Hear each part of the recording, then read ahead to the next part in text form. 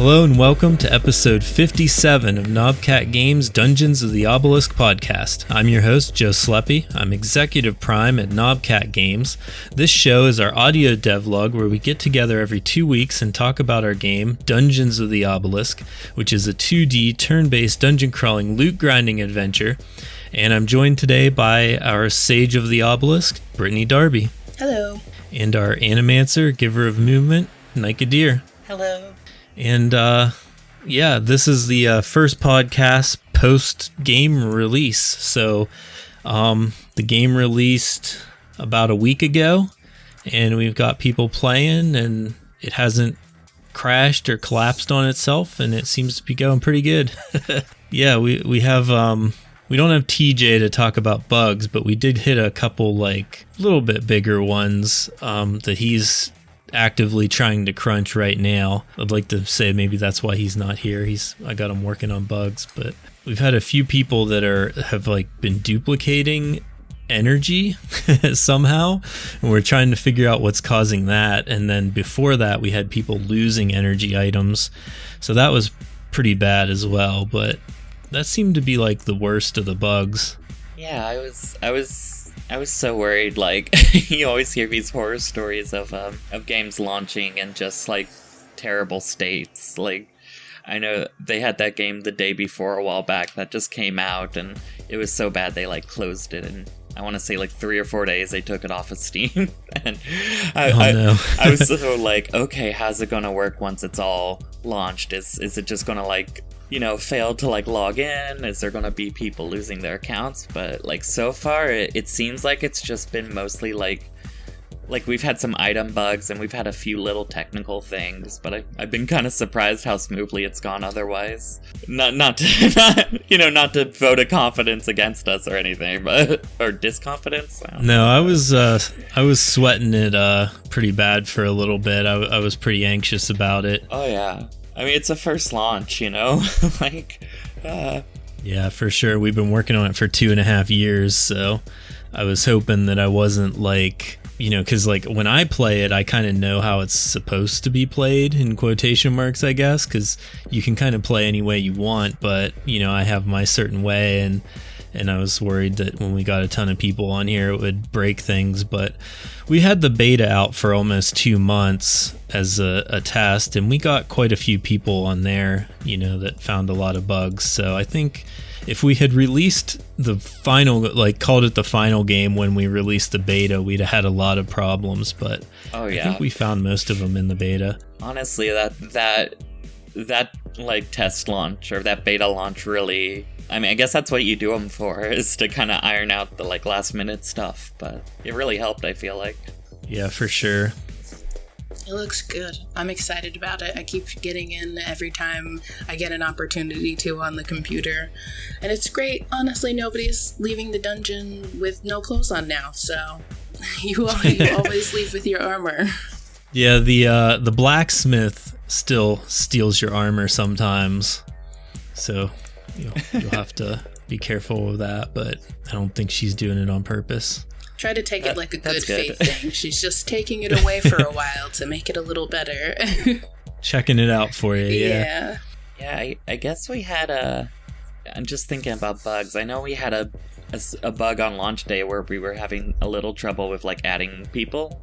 Did that ever get sorted out? Or I haven't really tried since then. Oh yeah, with like friend requests and stuff. Yeah. I think TJ must have done something, because I have quite a few people on my friends list. I don't have you. Yeah, Nyka. I should definitely add you after. Yeah, I'm not sure if my friend request to you didn't work or what. It might have got lost or something, but yeah. TJ really is like, he's been quick on just hopping on it and fixing stuff as it pops up. So that's... Yeah, for sure. He's definitely the man. Yeah. Oh, cool. I think I sent you a frame request. Oh, no, I just searched for you, I guess. Cool. Yeah, I noticed now that when you will like type in somebody's name and can bring up their inventory to click add friend, when you click the add friend button, it goes away. So that's when I was like, oh, okay, that seems like that's working now. Other times when I had tried to kind of mess around with it, I wasn't sure that it actually sent the request. So that's looking good. Yeah, there's a few little like I don't know, like quality of life things I feel like we could work on at some point, like making sure that those buttons don't return, because I think if you search someone and then friend request them, the button goes away. But then if you search them again, the button reappears. So like you can send multiple friend requests. It would be nice if it had like a pending or something like that, but we gotta what am I trying to say? We gotta not cut corners, but we gotta draw a line somewhere, because like TJ's only one guy, so we need to make sure we're getting like more important gameplay stuff and kind of letting some of the other things go for a little while. Yeah, just reprioritize the list, and some things have to be knocked down a little bit, so that way the game can continue to have more active, fun bits that are being thrown in that'll keep people wanting to come back. Yeah. Yeah, for sure. We're definitely getting, I always hate bringing it up, but I always like people to know as well. But like, I am getting low on budget, so I'm gonna have to figure something out here in a bit, because people aren't ready to start spending in the game yet, I don't think. It's kind of you want to know that you can trust the game and that you're going to play it before you start spending money on it. Most people don't just join up and dump a bunch of cash, so we haven't really sold any like store items yet, so I'm starting to worry about that a little bit as far as budget. But we have a little bit to continue with our marketing and continue TJ for at least the foreseeable future for some of the planned updates. But yeah, hopefully it starts picking up soon. Yeah, we can get some more people in to actually be playing things, and it really feels like, I've been thinking about it a lot, and it does really feel like once one solid update is released, that's something that it will really start picking up more traction, because now you've had people that have played the initial release of the game and they're like, this is fun, but like, what are you going to continue to do with it? If there's an ask for an influx of cash somewhere, then like, how are you going to show us as gamers what it is that you can actually do with this? And so I think some of those like post-release updates that we're coming up on will be really helpful. Extra content and potentially even a new game mode. That would be good. How are we looking on game modes?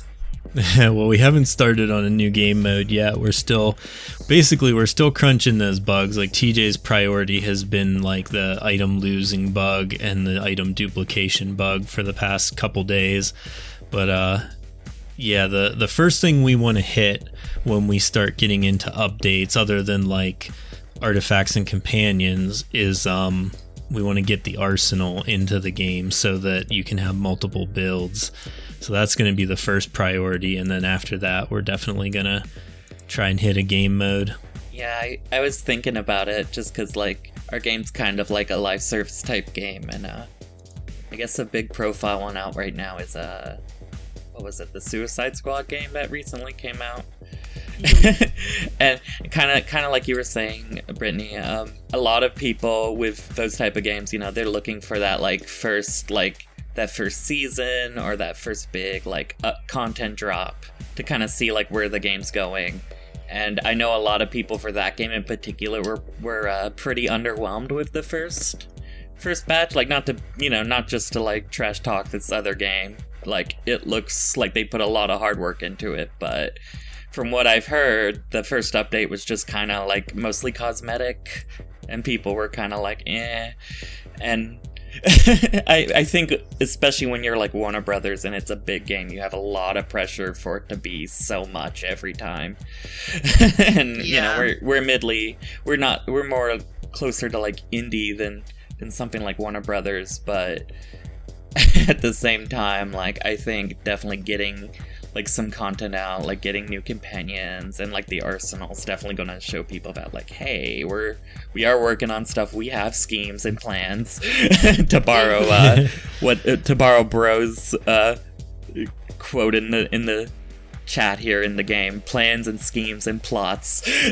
So we just gotta get through that initial launch phase, I guess, is kind of the thing, and hopefully it will start to see some traction. People start to pick it up.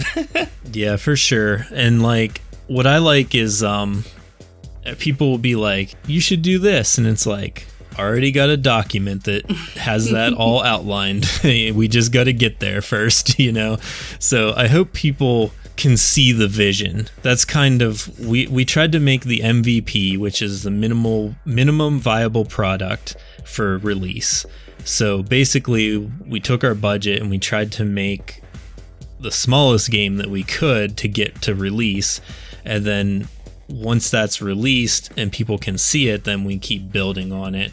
And what I hope people can see is that it's fun now and that we have, you know, plans for the future. So, and definitely, like, I feel like I haven't even, like, read through the whole, like, design document thoroughly. Like, I've definitely, like, kind of glanced through it, but I just remember so much stuff we've been talking about that, like, I don't think is even, like, ready to be mentioned yet. Like, there's definitely, like, a lot of cool ideas, I guess, in the document, I guess, but it's just a matter of, you know, continued development. Yeah, for sure.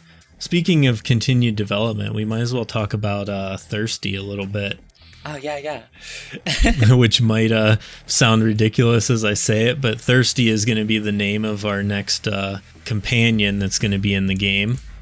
And you've been working on animating it. Mm-hmm. Ben drew him a while ago, but we got the animation coming. And as weird as it may seem, it's going to be a fish that follows you around in the dungeons. So get it because he's thirsty, because he loves water, because he's a fish.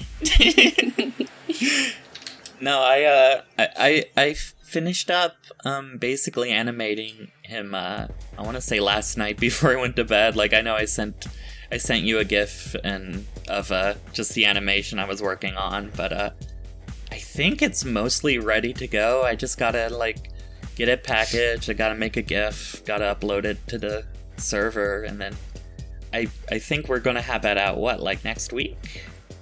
Yeah, the plan is for the 11th, as long as everything goes okay.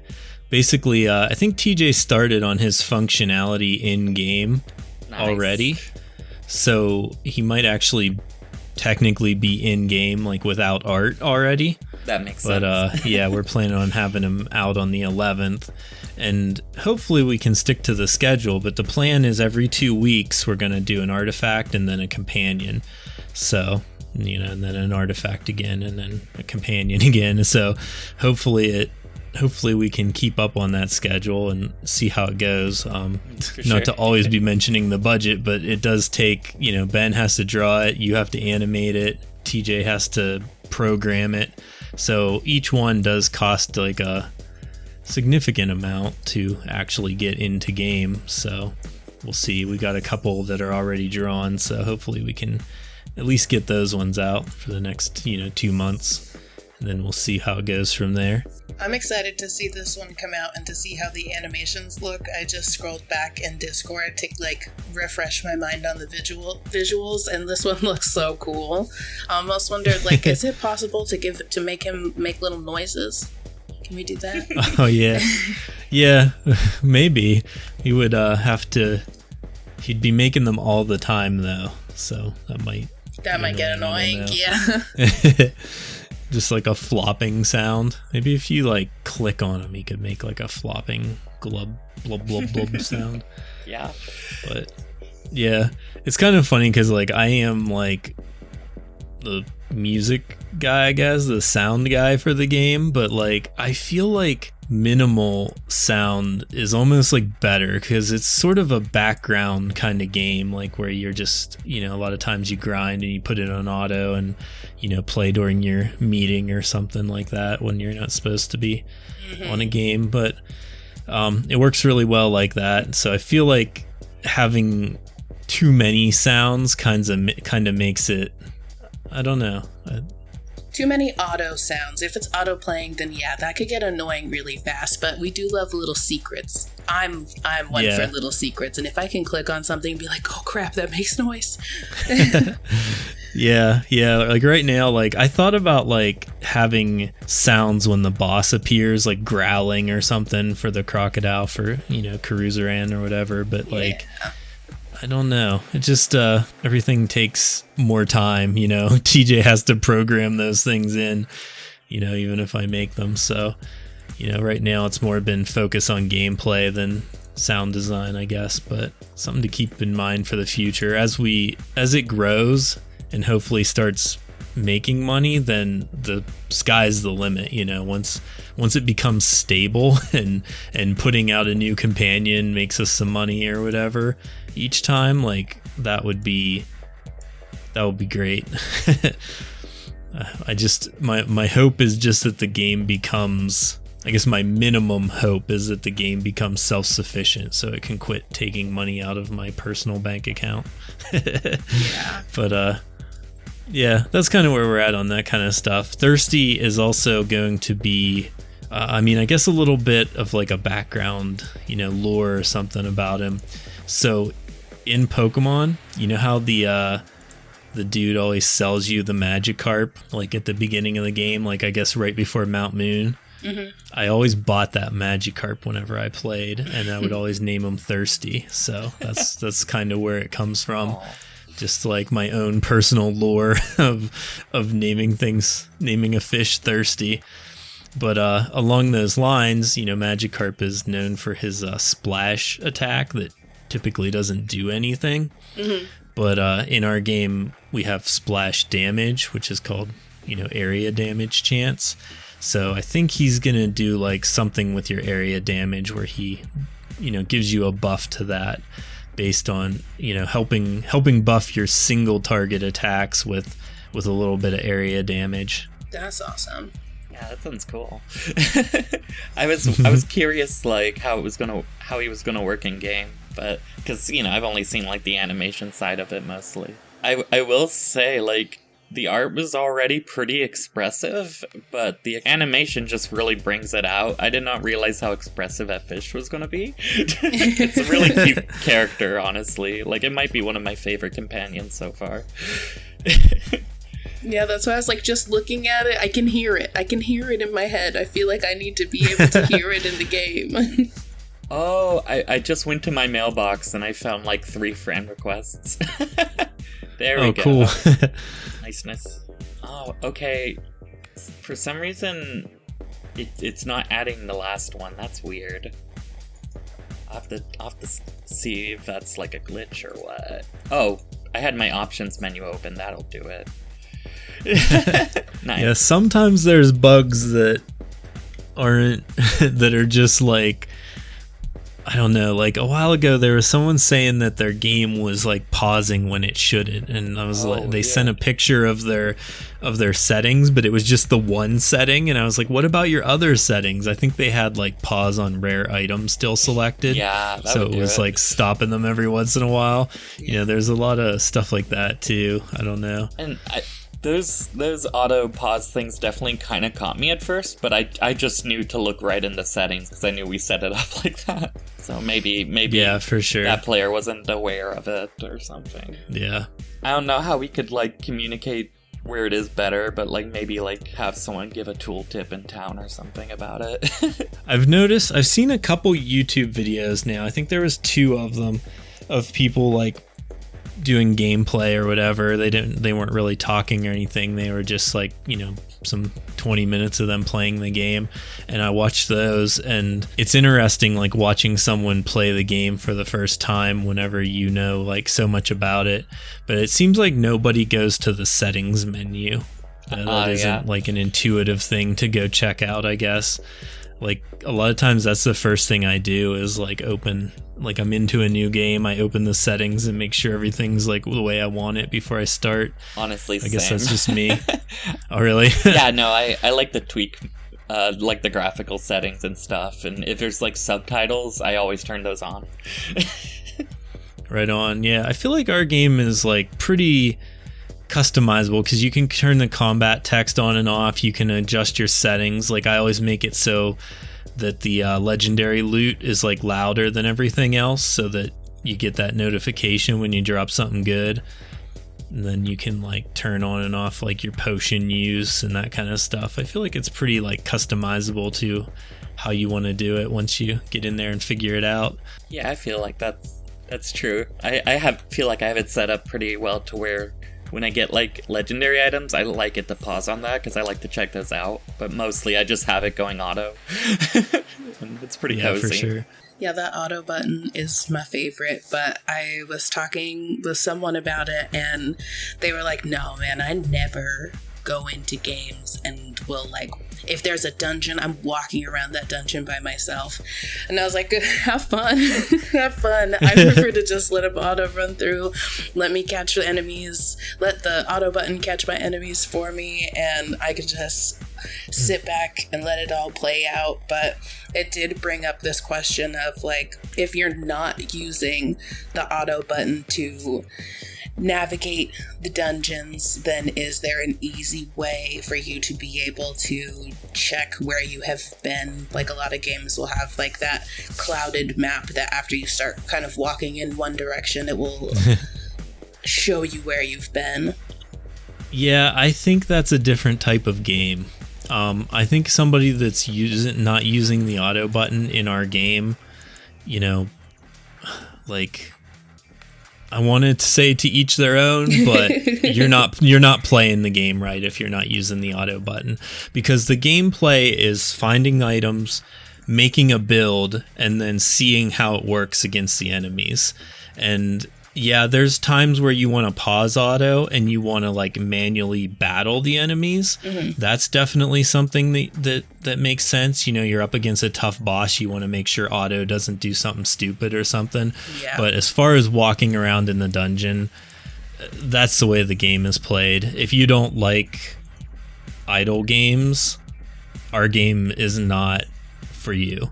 You know, that's something that I've known from the beginning. You know, like there's going to be a lot of people that don't like free to play, don't like idle games. And, you know, to them, like, I'm not going to say get out, but I'm saying like, you know, you don't have to play it. Like, my feelings aren't going to be hurt if you don't like our game, because I know that it's not for everyone. It's definitely the kind of game that, you know, is a niche. It's a niche genre for people that like to grind for loot on the other screen while they're watching YouTube videos. Like, that's kind of like the gameplay pattern for our game.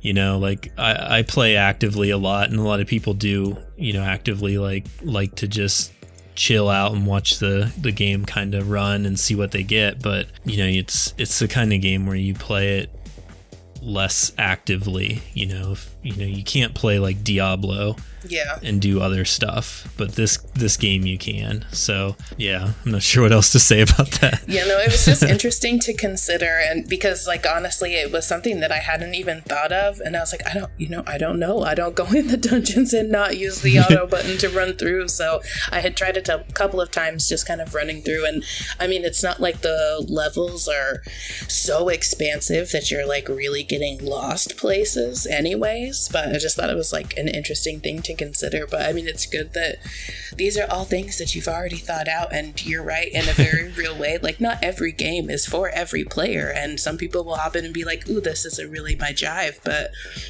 that's fine. This is perfect for other folks. Yeah, definitely. It's all about finding like our target audience, you know. And the thing is, the game's free to play, so if you get in, you don't like it, you've just lost, you know, half hour of your time or whatever. You didn't have to pay $50 up front to find out you didn't like it and then try to return it or something. So that's been part of the plan the whole time. Speaking of that kind of thing, I wanted to mention Steam reviews. And, you know, I don't want to focus on the bad review. I really appreciate the people that took the time to review and leave a good review. And I want to encourage people, if you're listening to this, then you're probably like into our game and you enjoy it a little bit and you want people to play it and you want us to continue developing it. Leaving a Steam review is like the single most important thing you can do to help us be visible in the store and have other people be able to find it and play it. So if there's anything positive that you can say about the game, leaving a Steam review would be very much appreciated. And to the one guy that just said bad game, that doesn't help anybody, by the way. If you think it's bad, at least say why so other people know. You know, if you don't like free to play, say that, and then it'll actually, the bad review will actually help other people not play the game, you know, if they don't want to. That's why I love that Steam tells you how much time somebody actually put into a game too, because like the people sure. that left good reviews, it's like they really spent some time in this game before they were leaving their review. I love that. Yeah, and that's definitely how it should be. You should spend some time before you leave that review. Yeah, I don't know. I'm used to working with like client feedback because, you know, I do a lot of like freelance stuff, and like I don't mind when someone complains about a specific thing. Like I'm like, please tell me what's wrong with what I made so that I can go and fix that, because like I eat that exactly. stuff up. Like if you just tell me my game's bad, I'm like, oh well, I'm sorry you feel that way. I would like to make it better if you gave me any indication how to make that better, because we do want to like please our player base, obviously, but if they're just there to leave a review and be kind of snooty, it's like, well, okay, have a good one, I guess. Thanks for wasting my time, but you know. I feel like people that are playing and getting in the Discord and talking to us see that we're like actively trying to fix things and make the game better and improve, and that we have a plan for it too. It's not just like, you know, this isn't somebody that just you know, in a suit that said, hey, make this game, it's gonna make us money. You know, it's me with my own personal life savings, and it's the game that I want to play. So, you know, I'm just happy it's out and that I can play it now, and then if other people get on and play it and enjoy it, that's just like a bonus. Yeah, like not to get too personal or anything, but like I feel like half of our like work related conversations have happened like while you were in your car for your day job, like trying to make that work. Like it's not like you came to me with a contract agreement and like let me take a ride in your limo or something. This has really been like a labor of love project from the beginning, and I'm glad that it seems like the player base is picking up on that. And I that's kind of what I would hope to see, is that people see all the hard work we're putting into and say, oh, hey, they dedicated a chunk of their life to this. This is cool. Let's check it out. But if you just want to like peek at it and say, ugh, then like, I guess the internet allows for that. But I don't know why you do it. Yeah, I mean, like I said, if somebody doesn't like it, that's perfectly fine. You know, nothing forced you to play it, and we didn't take any of your money. So I for sure hope that we can shake hands and just, you know, part ways amicably. But you know, for the people that are playing and loving it right now, I'm just glad they're here, and you know that they're Paragon. Let's see on the leaderboards. What's he at now? 181. There's first of this 124, 112. Like people are in there doing the thing, so I'm glad that they're enjoying it. Speaking of Paragons, I just leveled up myself. Nice. I am struggling. Oh, I'm still trying to get through the breach, like just the normal difficulty breach. That boss gets me. I don't know. I gotta work on my build. Yeah, for sure. I still die to the boss on hard, so I'm not too much ahead of you guys. I feel like this was like maybe the same like wall I hit during the beta, because I feel like I got to right around here before that ended. I feel like my build's getting closer to beating it this time. I just need to like get a little better equipment or something, and I think I have it. Or maybe grind out just a few more Paragons. I don't know.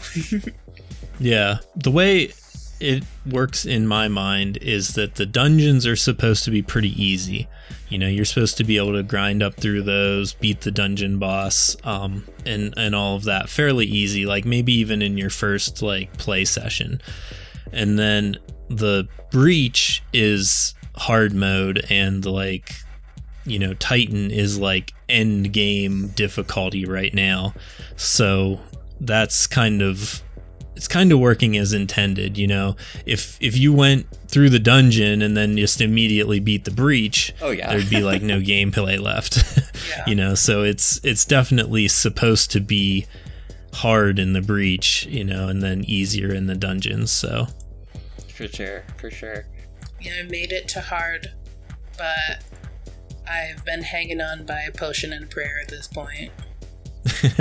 Just laughing at a potion and a prayer. What was the other thing you said in the Discord about the bugs? Oh, the bugs giveth and they taketh away. Yeah. That's why you're the sage of the obelisk. Full of quips.